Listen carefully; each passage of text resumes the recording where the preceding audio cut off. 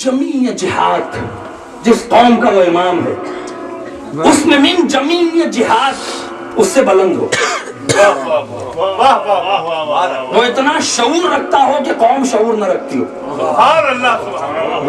जो फरमाया मिन जमीय जिहाद बुलंद हो, जमीय जिहाद हसब नसब इल्म कमाल जिस टॉपिक पर आ जाए, जिस मैदान में आ जाए, कोई उसका सानी नजर ना आए, दूर दूर तक कोई इसके तकाबुल में खड़ा ना हो सके, उसे कहते हैं इस्मत।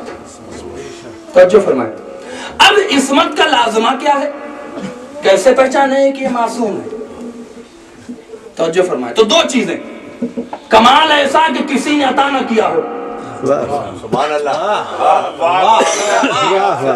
कमाल ऐसा कि जिसके लिए हुकूमत कर रहा है उसमें से कोई भी फर्द उसका उस्ताद न हो। समझे कि नहीं बात? तो पहुंची आप तक। उस्ताद न हो, क्यों? अगर कोई उस्ताद हो गया और उस्ताद ने कोई ऐसा काम कर दिया तो इमाम पर वाजिब है कि उसे टोके, और इमाम ने अगर टोक दिया तो कहेंगे हम ही ने पढ़ा, हम ही आंखें दिखलाते हो। उस्ताद का एहतराम वाजिब है। क्या कह रहा है?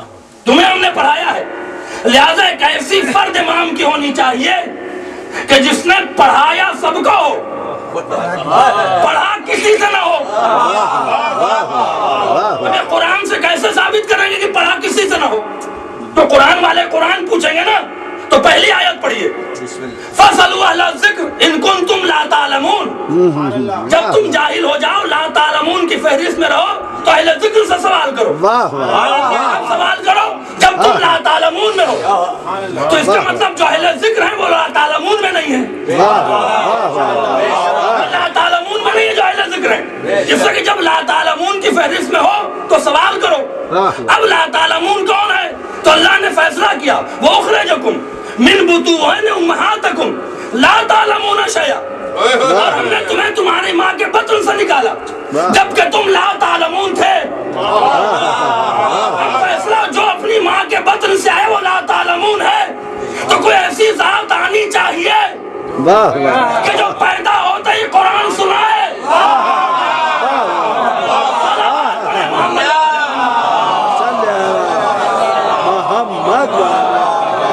सुभान अल्लाह, सुभान अल्लाह।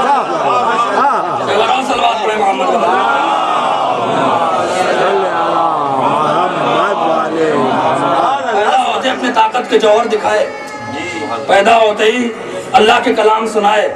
नहीं, अल्लाह के कलाम नहीं सुनाए तो उन्हें तुम्हारी तारीफ लूटने की जरूरत नहीं थी। हम तो तारीफ और फजाइल इससे पढ़ते हैं कि मेरी जन्नत कंफर्म हो जाए।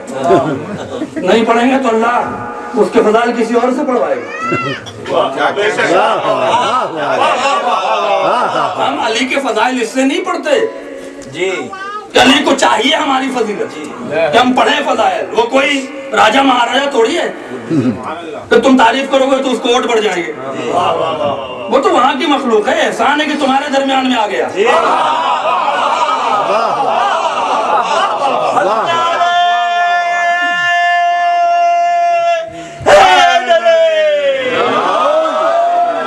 सुभान अल्लाह, मोहम्मद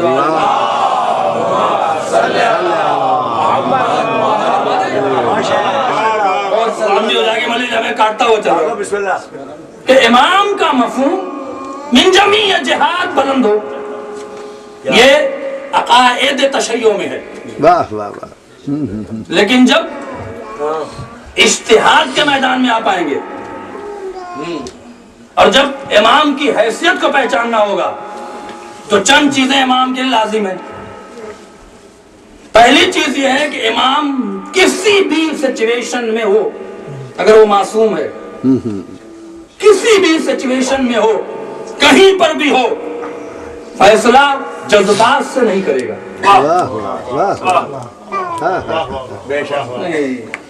इमोशनल नहीं होगा कि किसी ने तारीफ कर दी, हाँ भले कुछ भी कह रहा हो, कह रहा है तो लाओ पैसा दो, हमारा वाला बड़ा हो बेटा दो। तारीफ कर दिया तो हाँ चलो बस तुम्हें दे दिया नौकरी, तुम्हें दे दिया ये, तुम्हें दे दिया वो नहीं है वहां पे सिस्टम। उसी को देगा जिसका हक होगा। आइए मौलाए कायनात की जिंदगी को देख लीजिए और अपनी जिंदगी को परख लीजिए। हमने मौला को इमाम माना भी है कि नहीं माना? वो यूं ही कह रहे हैं। ऐसे तो कहते हैं हाँ मौला मौला मौला, जब मौला की बात आती है तो कहते हैं अच्छा ये भी है, ये तो हाल है हमारा। इमाम ने इमोशनल होकर फैसला नहीं किया, उसकी दलील क्या है? सबसे अजीम दलील अगर आपको चाहिए तो मौलाए कायनात की वो जिंदगी पर निगाह करें कि जब अपनी खिलाफत, जाहिरी खिलाफत पर जब आप बैठे और आपने गवर्नर बनाया। क्या कह रहा हूं आपसे, क्योंकि सारे लोग पिछली खिलाफतों की आदतों से आशना थे कि जो कह दिया, दो बात कही, ओहदा मिल गया, उनको कहा मंत्रालय मिल गया, वो करीब आए तो मिनिस्ट्री मिल गई, वो आए तो चीफ मिनिस्ट्री मिल गई। ये दुनिया के हाकिम हैं जो मसलहत से और जज्बात से और हकीकत से दूर फैसला करते हैं, लेकिन जब इमाम फैसला करेगा तो हकीकत पर मबनी होगा, उसी को ओहदा देगा जो उसके अहल और लायक है। इसीलिए जो लोग इमाम की फितरत को पहचानते थे वो ओहदा बटने से पहले मदीना छोड़ के चले गए। मैं क्या कह गया आपसे, जो लोग हजरत अली की आदतों से आगाह थे वो समझ गए थे कि हम कुछ भी कर लें, पिछली खिलाफत में तो मौज उठा लिए, अब अगर कुछ भी अगर मौला ने हिसाब लिया और नरम गरम हुआ तो छोड़ने वाले नहीं, लिहाजा मदीना ही छोड़ के भाग लो। तो फरमाए। और जब इमाम पहुंचे और पहुंचने के बाद सबसे ज्यादा इंपॉर्टेंट पॉलिटिकल लिहाज से, हिस्टोरिकल लिहाज से और फाइनेंस के लिहाज से जो सबसे बड़ी पोस्ट थी, उस पोस्ट का नाम था कूफे की गवर्नरी। कूफे गवर्नरी का मसला वलीद के दौर से चल रहा था, एक गया दो आया, एक गवर्नरी के ऊपर 10-10 ओहदेदार, तो कितने कत्ल हो गए। जब मौला ने गवर्नर बनाया बसरे का, यहाँ का, वहां का, तो कूफे की गवर्नरी को छोड़ दिया, का 3 दिन बाद ऐलान करेंगे, ताकि जो मुनाफिक है उनका चेहरा सामने आ जाए। 3 दिन छोड़ दिया। मौला कहते हैं कि मुनाफिक को पहचानना है तो इंतजार कर लो।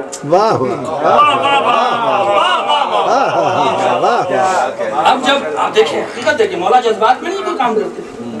3 दिन के बाद जब कूफे के मदीने की उस मस्जिद नबी में मिंबर पे गए, सबकी निगाहें लगी थी, किसको बनाते हैं? जो नाम ऐलान किया वो मदीने का सबसे गरीब तरीन इंसान था, जिसका नाम था अमारा बिन अब्दुल्ला। अमारा बिन अब्दुल्ला उस वक्त कुआं खोद रहे थे, मौजूद भी नहीं थे, उनका बेटा मौजूद था। वो दौड़ा दौड़ा गया, अब्बा क्या बात है? कहा मौला ने आपको कूफे गवर्नर बनाया है, यहाँ गवर्नर के लिए मर रहे हैं लोग। देखिए अकीदा देखिए और मारिफत देखिए, अकीदा और मारिफत को पहचानिए कि मौला की नजर कहाँ पहुंची। आज बनाएंगे आप किसी को, ना गरीब हो जाए तो आप घर सलाम करने नहीं आते, दस्तरखान बिछाए तो 5 आएंगे, गरीब हो जाए देख भी कहते मौला मौला। आप देखें, उसके बाद कहते हैं कि मौला मौला, गरीब हो जाए तो पूछे नहीं रहे, अच्छा कौन साहब है? हम बहुत होते हैं ऐसे। ये तो हमारे जज्बात है कि हमने कभी सीखने की कोशिश न की कि उससे सीख लें कि जो ठोकर मार दे तो मुर्दे को जिंदा कर दे और जिंदा को मुर्दा कर दे। वो चाहता तो किसी को बना के इनमें से बनी उमैया के जो ये सब थे ना तखरीबकार, फितना परवर, इनमें से किसी को बिठला के, हाँ बिठा दो, फितना खत्म हो जाएगा। अगर इमाम कर देते तो शान इमामत बाकी न रहती। कर सकते थे ना, जैसा आजकल जोड़ तोड़ लगा हुआ है हिंदुस्तान में, कहते जोड़ तोड़ की राजनीति, इनको पकड़ा उनको पकड़ा, इनको खींचा बना दिया, कर देते मौला, तो न जंगे जमल होती न जंगे सफीन होती। लेकिन इमाम जज्बात से काम नहीं करता, जो भी करता है दूर अंदेश, क्योंकि जो कर रहा है वो आइंदा शरीयत बनेगा, वो आइंदा कानून बनेगा, वो आइंदा हुज्जत बनेगा, वो आइंदा उसका मैसेज होगा अपने चाहने वालों के लिए। अमारा बिन अब्दुल्ला की मारिफत देखिए, अल्लाह अकबर। आज मस्जिदों के लिए लड़ाई है, ट्रस्ट के लिए लड़ाई है, इमाम बारगाहों पे लड़ाई है। आप समझ रहे हैं आप क्या कर रहे हैं? आप देखें अमारा बिन अब्दुल्ला का नजरिया पहचानिए क्या कहा। एक बार जैसे सुना कि मुझे कूफे का गवर्नर बनाया है, कुल्हाड़ी फेंक दी, हैरान खड़े हो गए। بیٹے نے کہا بابا کیا ہوا؟ اب تو مجھے چپل ملے گی نا، پیر میں چپل نہیں تھی، کہا باہر جا، مجھے اس سے تھوڑی میں تو چپل دوں گا، ڈانٹ دیا اسے، چل باہر جا۔ اور جس کا کام کرے اسے پوچھا عادت ہے کہ میں ذرا مدینے تک ہوں، دوڑے ہوئے مدینے تک آئے، پہچانے آپ؟ مولا ممبر پہ بیٹھے تھے، ہاتھ جوڑ کے کھڑے ہو گئے، آنکھوں میں آنسو دیکھا، کیا بات ہے ہمارا؟ کہنے مولا میں نے کیا قصور کیا؟ میں نے کیا قصور کیا؟ کہا کیوں؟ کہا مولا آپ مجھے کوفے گورنر بنا رہے؟ ہاں مولا میں آپ کا مزاج جانتا ہوں، میں آپ کو امام سمجھ کے مانتا ہوں، مجھے معلوم ہے کہ بیت المال پہ کتنے سخت ہیں آپ۔ اللہ اکبر، آپ کا وہ جملہ مجھے یاد ہے کہ میرے بچے بھی اگر بیت المال سے ایک درہم ادھر ادھر کرے تو میں ان کو بھی نہ بخشوں۔ مولا اگر میں نے ایک درہم ادھر ادھر کر دیا تو آپ ناراض ہو جائیں گے۔ جملہ سنیے، مولا مجھے آپ کی محبت چاہیے، کوفے کی گورنری نہیں۔ صلوات پڑھے محمد و آل محمد۔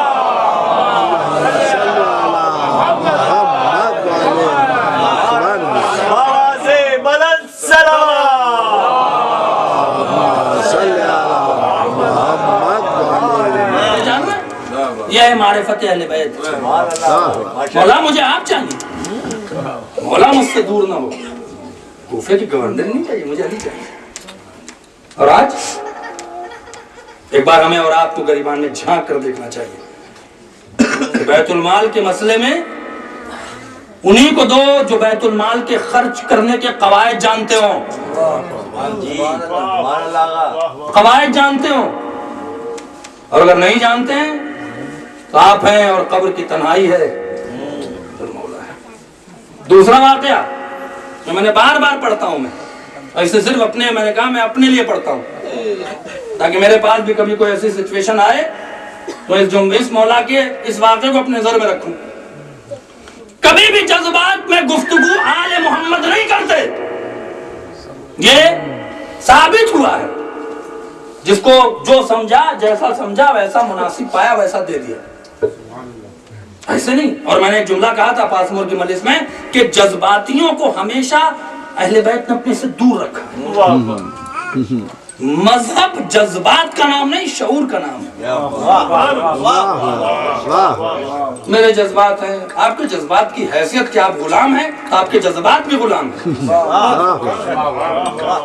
یہ تھوڑی کہ علماء نے آپ کے مزاج کے خلاف کوئی بات کہہ دی، درحقیقت وہ شریعت کے مطابق ہے لیکن آپ کے مزاج کے خلاف ہے تو آپ چڑھ بیٹھے۔ یہ عالم کو نہیں پڑھنا چاہیے، آپ معین کریں عالم کو کیا پڑھنا چاہیے؟ آپ عالم بن کیا جائیں گے؟ وہ معین کر سکتا ہے جو عالموں کا استاد ہو، وہ معین کر سکتا ہے جو ذمہ دار شریعت ہو، وہ کہے گا اس پہ بڑی ہم پڑھیں گے۔ ہمارا آپ دیکھیں نا، اگر کوئی شریعت کے خلاف بات کرا، دین کے خلاف بات کرا تو ٹھیک ہے، ہو سکے گا دین کے خلاف بات نہ کریے، لیکن جذبات میں آ کر کسی مرجع نے کوئی فتویٰ دے دیا، آپ اس کے پیچھے پڑ گئے، ایسے کیوں کہہ دیا، ویسے کیوں کہہ دیا، یہ جذبات ہے۔ اور جذبات کا نتیجہ تھا کہ جو جنگ نہروان مولا کائنات کے ساتھ ہوئی، یہ جذبات کا نتیجہ تھا، جذبات میں آ گئے۔ قرآن بلند ہو گیا، کہتے بس سمجھ میں آیا کہ نیزے پہ قرآن ہے، علی کہنے قرآن ہے لیکن میں وارث سے قرآن ہوں، لیکن چونکہ سمجھ آ گئی کہ نیزے پہ قرآن ہے، صحیح بات ہے، یہی کہنا، یہی فرق ہے امام حسین کی شہادت میں دوسرے واقعات کہ نہ سمجھ سکے کہ ظلم کیا ہے اور مظلوم کون ہے، تلوار اٹھا دی، اٹھائی نا، یقین کریں۔ اور مالک اشتر ایک ایسا شخص تھا، جب بلایا، جب دیکھا کہ سچویشن خراب ہو رہی ہے، مولا نے مالک کو بلایا تھا۔ ہم آپ ہوتے خدا کی قسم تلوار پھینکتے بھاگ جاتے، ارے چھوڑو بھائی بعد میں نمٹ لیں گے، دیکھ لیں گے، مولا سے معافی مانگ لیں گے۔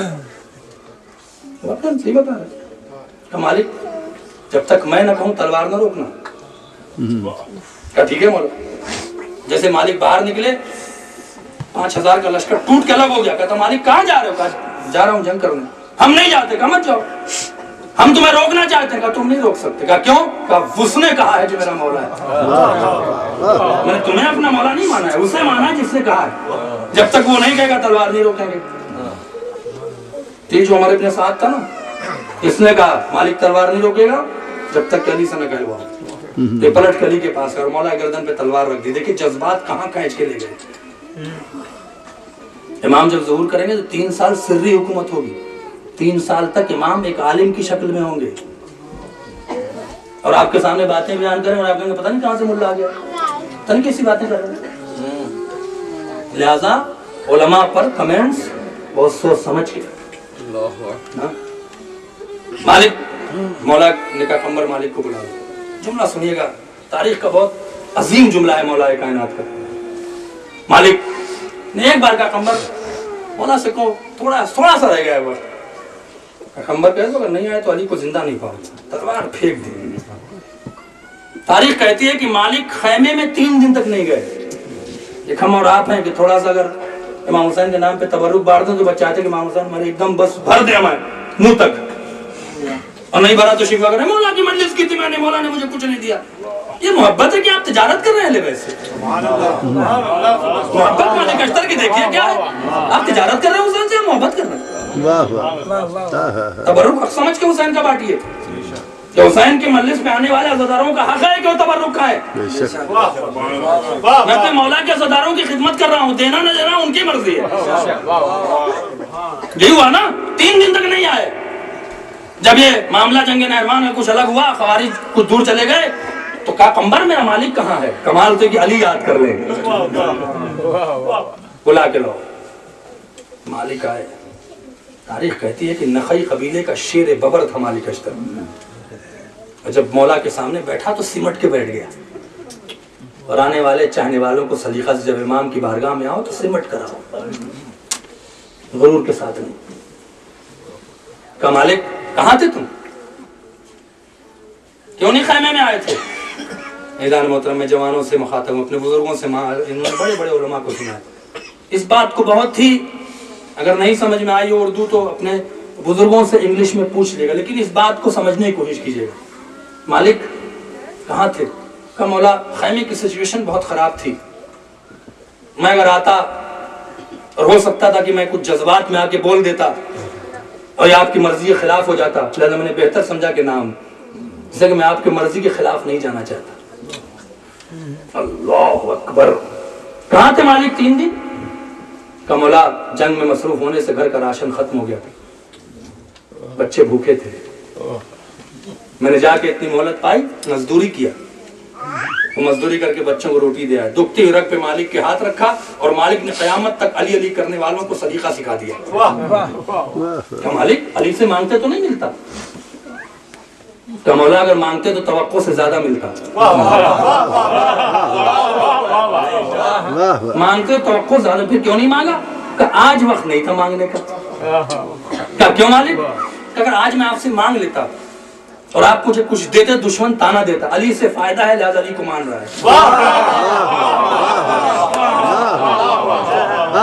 آپ کو کسی فائدے کے لیے نہیں مانا, آپ کو امام سمجھ کے مانا. لکھا ہوا ہے کہ یہ جملہ سننا تھا کہ علی نے اپنے گھٹنوں کو ٹیکا اور مالک کی پیشانی کو چوم لیا اور کہا علی مالک تم پر فخر کرتا ہے, مالک علی تم پر فخر کرتا ہے. دیکھیں آپ کتنا بڑا تمغہ, علی تم پر افتخار کرتا ہے.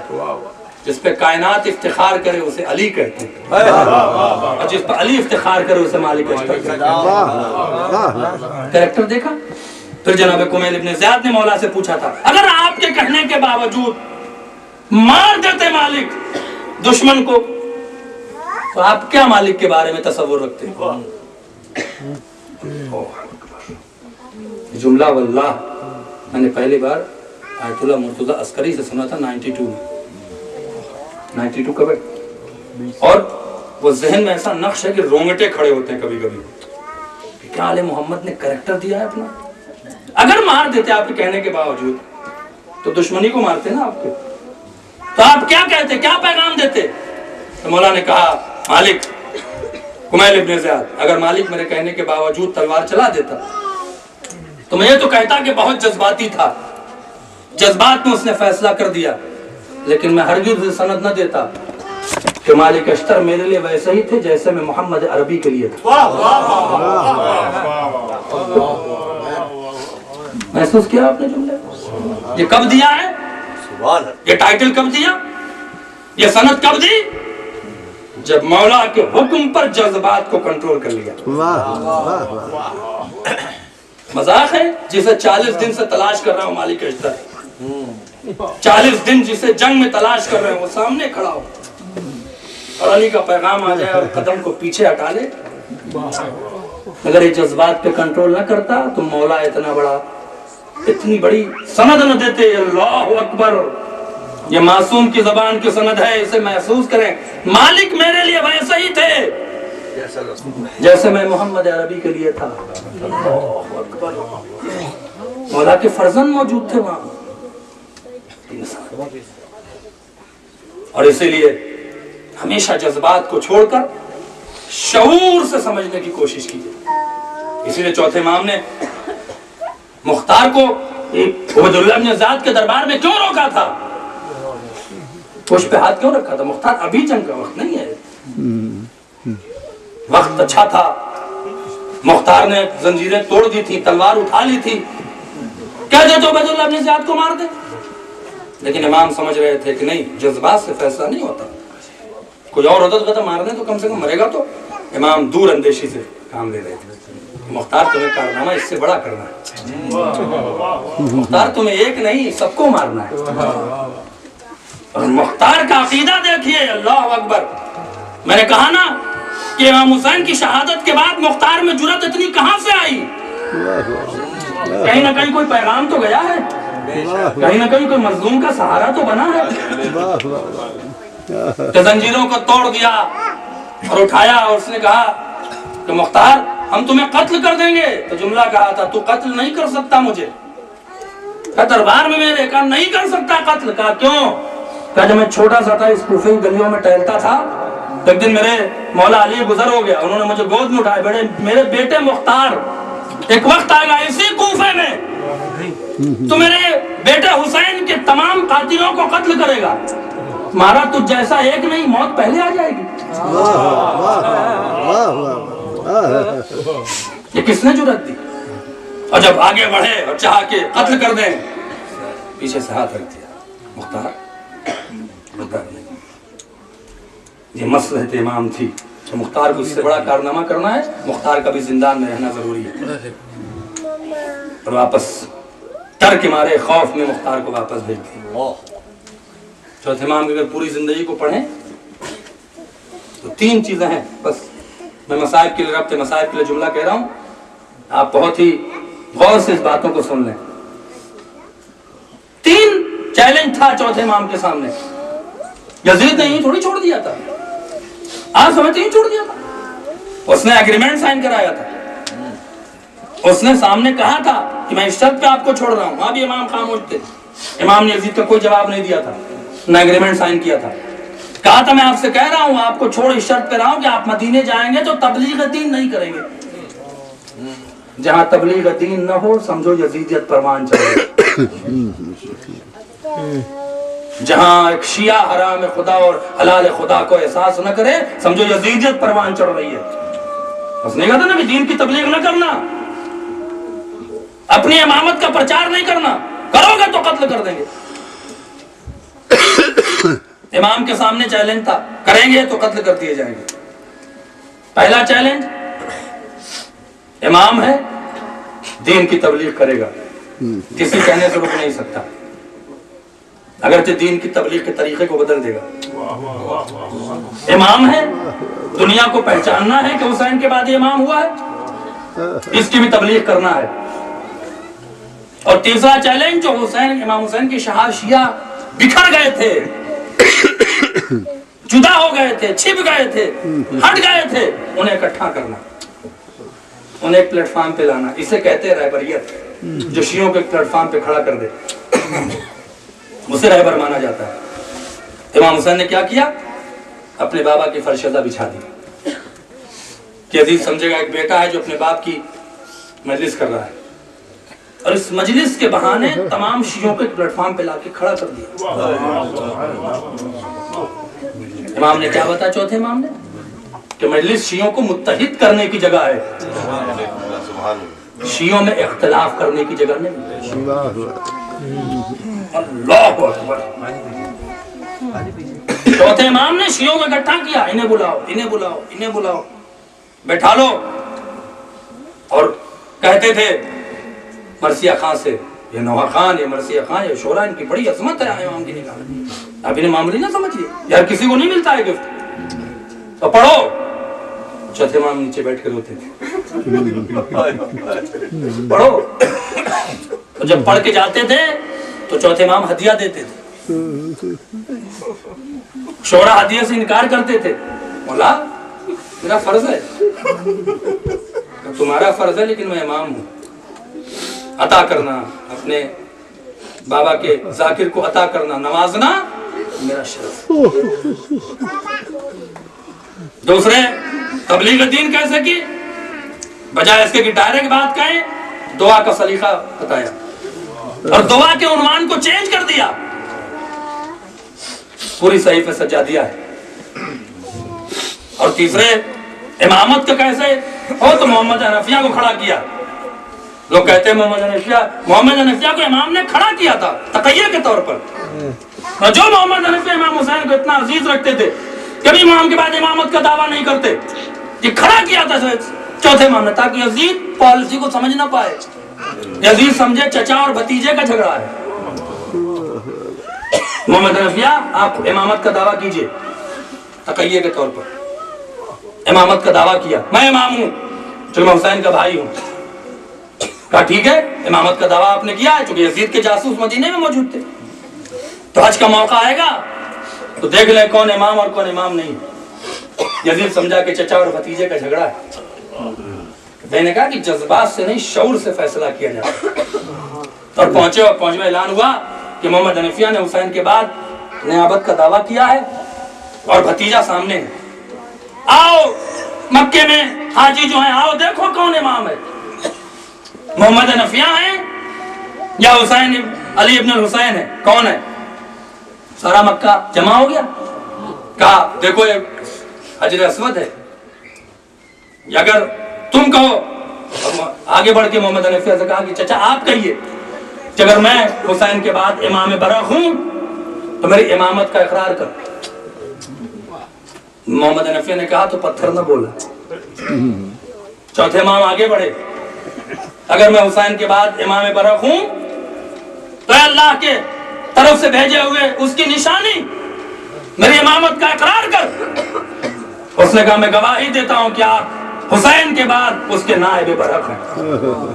یزید سمجھتا تھا کہ چچا اور بھتیجے کا جھگڑا ہے اور اس چچا اور بھتیجے کے جھگڑے میں سید سجاد نے اپنی امامت کا اعلان عام کر دیا. دیکھا آپ نے پالیسی، دیکھا آپ نے شعور کہ جہاں ایک طرف شیعوں کو اکٹھا کیا اور کیسے دشمن کا دفاع کر رہے ہیں، نہ تلوار چلائی نہ سیاست کی، شعور سے کام لے لیا. تو رہبر وہی ہوتا ہے جو شعور سے کام لے کہ اپنی قوم کو اکٹھا کرے اور دشمن کے وائرس کو قوم میں آنے نہ دے. ایسے کو رہبر کہتے ہیں، ایسے کو باشعور کہتے ہیں، ہے کہ نہیں؟ اور یہ وجہ تھی کہ میں نے کہا نا کہ مظلوم کی حمایت بس اور ظالم کے خلاف نفرت. مظلوم کی حمایت میں صرف سید سجاد نے، سیف سجاد نے جو جملے کو ہر بار دہرایا ہے. جب بھی میں جملہ وہ پڑھتا ہوں نا کتنا روتا ہوں میرا خدا جانتا ہے. اللہم انی اعوذ بک من مستغیث فلا استغاث لہ. پروردگار اس وقت سے میں پناہ مانگتا ہوں جب کوئی مدد کے لیے بلا رہا ہو اور میں اس کی مدد نہ کر سکوں. یہ چوتھے امام کا وہ درد تھا کربلا کا کہ میرے بابا نے بلایا. وہی جملہ غالب مغیث یغیثنا، وہی جملہ ہے کوئی جو میرے استغاثے کو پہنچے. پروردگار میں پہنچ تو نہ سکا، تیری مصلحت تھی کہ امامت آگے بڑھ جائے، لیکن میں پناہ مانگتا. اور چوتھے امام کی امامت کا آغاز بھی عجیب انداز سے ہوا ہے. بس اس امام کے لیے ایک جملہ اگر سمجھ جائے نا لوگ تو روتے روتے زندگی گزر جائے گی. میں جب بھی بقی میں جاتا ہوں اور سلام کرتا ہوں نا تو یہ جملہ ضرور یاد، جب بھی آپ انشاءاللہ اللہ زیارت نصیب کرے جائیں گے بقی پر تو اس امام حیدر کے اس جملے کو ضرور یاد رکھیے گا کہ اس مظلوم کی امامت کا آغاز بھی عجیب تھا. امامت ملنے کے بعد جو امت نے صلاح دیا وہ ہتھکڑی اور بیڑی کا. اور امامت ملنے کے بعد پہلا فیصلہ کیا کیا؟ شاید آپ کا ذہن پہنچ گیا۔ امامت ملنے کے بعد چوتھے امام نے پہلا فیصلہ کیا کیا؟ جب جناب زینب ہر مقام پر اپنی ذمہ داریوں کو نہ بھولی، جب سر سے چادر اتر گئی، اب شرعی مسئلہ تھا، اب بے پردگی کا معاملہ تھا، لہذا امام فیصلہ کرے گا۔ امام کے بعد پہنچی شاہنہ ہدایت، اے بیٹا سید سجاد تم امام وقت ہو، یہ بتاؤ کہ بے پردہ گھر سے باہر نکل جائیں یا جل کے مر جائیں؟ امامت حاصل کرنے کے بعد پہلا فیصلہ ہو کہ وہ بھی بے پردہ گھر سے باہر نکل جائے، وہ بھی بے پردہ گھر سے باہر نکل گئے۔ اس سے زیادہ کسی مظلومیت کے ساتھ کسی کی امامت کا آغاز نہ ہوا۔ اور ہتھکڑیوں اور بیڑیوں میں بس ایک روایت پڑھتا ہوں امام کی شہادت کے عنوان سے، چونکہ امام نے محمد باقر سے کہا تھا کہ میرے جنازے کو دھوم سے نہ اٹھانا۔ یہ چوتھے امام سے لے کے 11ویں امام تک نے فرمائش کی ہے، میرے جنازے کو دھوم سے نہ اٹھانا، میرا بابا بے گورو کفن پڑا، میری فرش عزا کو نہ بچانا۔ جب کوئی مجھے تعزیت دینے آئے نا، ارے میرے حسین پہ گریا کرنا، اس سے کہ بیٹا تیرا باپ مرا تھا، تو نے یتیمی دیکھی ہے، تماچے نہیں لگے۔ ارے میری بہن سکینہ، یہ امام نے وصیت کیا کہ بیٹا حسین کی فرش عزا بچھانا۔ 5ویں امام نے وصیت کی، 6ٹھے امام نے، 11ویں امام تک یہ کہا ہے کہ جب بھی فرش عزا بچھانا میری اور میرے چاہنے والے ہمارے تو حسین کا ماتم کرنا۔ بس ایک روایت سن لیجئے، شہادت اس سے عظیم شہادت کیا ہو سکتی ہے؟ مولا سے پوچھا جاتا تھا جب چوتھے امام روئے ہیں، برسوں روئے ہیں، کیا پوچھتے تھے کوئی؟ کتنا روئیے گا؟ اے عبید بیمار، سب سے زیادہ دکھ کہاں پہنچا ہے؟ جملہ ہے نا، ہر شیعوں کے کلیجے میں ایک خنجر کی طرح جملہ چبھتا ہے۔ سب سے زیادہ ظلم کہاں ہوا؟ کیا کہتے تھے؟ الشام، الشام، الشام۔ آیت اللہ مرتضی عسکری کہتے ہیں کہ اس جملے پر سید سجاد کی شہادت واقع ہو گئی۔ کیا یعنی سید سجاد ان جملوں میں شہید ہو گئے، شہید ہو گئے۔ اللہ اکبر۔ کیوں؟ کربلا کو نہیں یاد کیا، جبکہ کربلا میں جوان بھائی مرا، چھوٹا ششماہ مرا، چادریں چھینی گئی، حسین شہید ہوئے، کتنا ظلم ہوا، لیکن کربلا کو نہیں کہا سب سے زیادہ، کوفے کو نہیں کہا۔ 3 بار کیوں کہا شام کو؟ کسی نے پوچھا مولا 3 بار شام کیوں کہتے؟ بس روایت سنی اور التماس سے دعا، ماتم کیجئے، ایام عزا ہے، محرم ہے، شہزادی بہت حوصلے سے آتی ہے سننے کے لیے، امام زمانہ بڑے حوصلے سے آتے ہیں، چلو ماتم ہو رہا ہے، چلو مظلوم کا ماتم ہے، جو آج بھی مظلوم ہے، کہ جس کی آج بھی قبر نہیں بنی ہے، آج بھی قبر پہ فاتحہ نہیں پڑھ سکتے، آج بھی قبر کی زیارت نہیں کر سکتے، آئے مظلوم ہے امام شام کیوں؟ اللہ اکبر۔ منحال سے چوتھے امام کہتے تھے شام، الشام، الشام۔ پوچھا مولا یہ 3 بار شام کیوں کہتے ہیں؟ کیا شام میں 3 واقعہ ہے جو کبھی سید سجاد نہیں بھولے گا؟ سنا دو 3 واقعہ کا 3 ظلم ایسا ہوا ہے جسے سید سجاد کبھی نہیں بھولے گا۔ پہلا ظلم کیا ہے؟ کہ پہلا ظلم ہے میری پھوپھی کا 700 کرسی نشی کے درمیان میں بھرنا جانا، جبکہ زینب جیسی صابرہ بیٹھ گئی۔ اللہ اکبر۔ کا منال وہ وقت نہ پوچھو مجھ پر کیا گزری۔ کا دوسرا، اللہ اکبر، آپ بھی اگر آج شام کا بازار دیکھیں گے نا، بس شام کا بازار دیکھیں گے نا، اگر آپ بہت آہستہ آہستہ کوئی بزرگ بھی چلے گا تو مشکل سے گھنٹے بھر میں دربار عزیز تک پہنچ جائے گا۔ اتنا چھوٹا راستہ کرتے، اتنا زیادہ لوگوں کو جمع کیا گیا تھا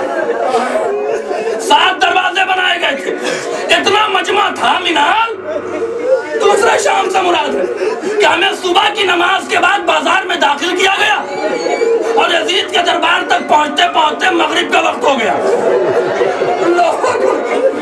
اور اتنی لوگوں نے کھجوریں ماری تھی کہ ہر قیدی کے جسم سے خون تازہ بہ رہا تھا. اب اولاد والوں اپنے کلیجے پہ ہاتھ رکھو. اور تیسرا جملہ سنو. امام بے ہوش ہو جاتے تھے روایت سنا کے. کیا تیسرا شام سے مراد کیا ہے؟ کہا جب 3 یا 4 دروازے سے قافلہ گزر گیا تو شمر کو ایک ظلم سوچا. کیا کیا اس نے؟ کہا میرے قافلے سے 2 کمسن بچوں کو اتارا. ایک میری بہن سکینہ, ایک میرا بیٹا باقر. اللہ اکبر. اس کے بعد امام رونے لگے. کہا پھر کیا ہوا؟ کہا رسی لیا. اللہ اکبر. میں روایت صرف شب شہادت میں پڑھتا ہوں, اس روایت کو بہت مشکل سے پڑھتا ہوں. ایک رسی لیا, رسی کا ایک سرا میرے بیٹے کی باقر کی گردن میں ڈالا, دوسرا سرا میری ہتھکڑیوں میں ڈالا.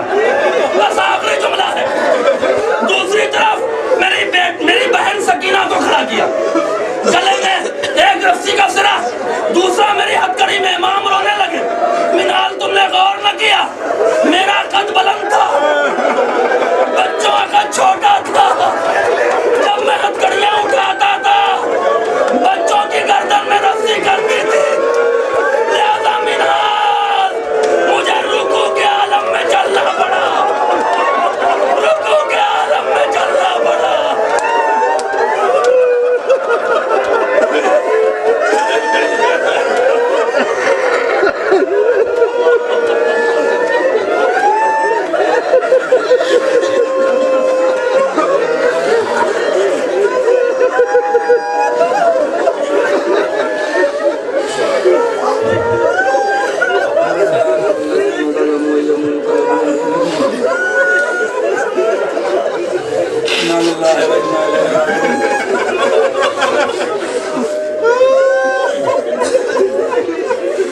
سے گزارش ایک بار سورہ حمد اور 3 بار سورۃ التوحید کی تلاوت فرما کے عطا حسین موصلی ابن اکبر علی موصلی کی روح کو اصال فرمائیں.